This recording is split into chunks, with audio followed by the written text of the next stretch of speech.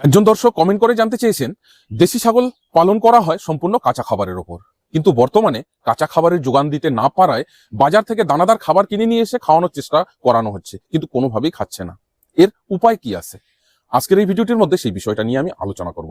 নমস্কার, আমি কৃষ্ণ ডাকুয়া, ডাকুয়া গোট ফার্মে আপনাদের সকলকে স্বাগতম। এই সমস্যাটি প্রায় গ্রামাঞ্চলে দেখা যায়। হয়তো সেখানে একটা সময় আছে যে সময় প্রচুর পরিমাণে কাঁচা ঘাস পাওয়া যায়, আর সে সময় ছাগলকে ছেড়ে বা কেটে নিয়ে এসে খাওয়ায়। কিন্তু এমনও একটা সিজন আসে, হয়তো সেই সিজনে জায়গা শুকিয়ে যাচ্ছে, জলের অভাবে পর্যাপ্ত কাঁচা ঘাস হচ্ছে না, আর তখন ছাগলের খাবারের অভাব পড়ে যাচ্ছে। আর সেই সময়টায় বাজার থেকে গমের চকর বা ভুসি, ডালের ভুসি বা ভুট্টা এগুলো নিয়ে এসে যখন খাওয়ানোর চেষ্টা করা হয়, ছাগল কিন্তু খেতে চায় না, কারণ সেই সমস্ত খাবার খাওয়া তার অভ্যাস নেই। আবার অনেক ছাগল আছে হয়তো প্রথম থেকেই খাবে। তো যদি কোনোভাবেই খেতে না চায়, এর উপায় কি আছে? এর উপায়টা, প্রথমে কি করবেন, ছাগলকে প্রত্যেক দিন একটু একটু করে মুখের মধ্যে ঢুকিয়ে দেবেন, জোর করে একটু চিবুতে থাক, এবং যে দানাদার খাবার খাওয়াচ্ছেন সেটা একটু নাকের মধ্যে ঘষে দেবেন।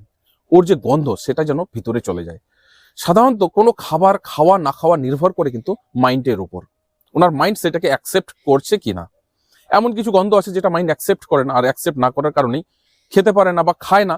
আর যদিও বা জোর করে খায়, তার জন্য ইনডাইজেশন হতে পারে। তো এইভাবে জোর করে খাওয়াতে হবে, এবং সঙ্গে ডাইজেস্টোভেট পাউডার প্রত্যেক দিন দেবেন। আর যদি মনে করেন হোমিওপ্যাথিতে লাইকোপোডিয়াম এবং তাকে নাক্স ভূমিকা 200 পোটেন্সিতে 4 ফোঁটা করে দিনে 3 টাইম খাওয়াবেন। প্রত্যেক দিন যদি এইভাবে অল্প অল্প করে জোর করে খাবার খাওয়ান এবং নাকের মধ্যে ঘষে দেন, 3 থেকে 5 দিনের মধ্যে আস্তে আস্তে সেটা তার মাইন্ড অ্যাকসেপ্ট করে নেবে, এবং আস্তে আস্তে পশুটা ওই দানাদার খাবার খাওয়া শুরু করবে। কেমন লাগলো বন্ধুরা ভিডিওটি? অবশ্যই কমেন্ট বক্সে কমেন্ট করে জানাবেন। যদি আরো কোনো বিষয়ের উপর ভিডিও দেখতে চান, এইভাবে কমেন্টে লিখবেন, আমি অবশ্যই চেষ্টা করবো ভিডিও আকারে কমেন্টের উত্তর দেওয়ার জন্য।